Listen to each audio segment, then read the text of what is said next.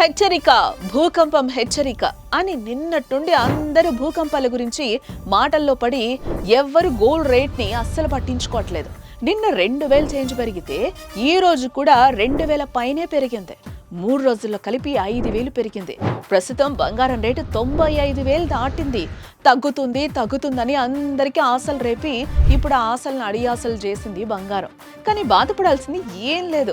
హ్యాపీగా గోల్డ్ ని క్యాష్ గా మార్చుకోవాలనుకున్నా, తాకట్లో లోన్స్ లో ఉన్న బంగారాన్ని అమ్ముకోవాలనుకున్నా కూడా ఇదే బెస్ట్ ఛాన్స్.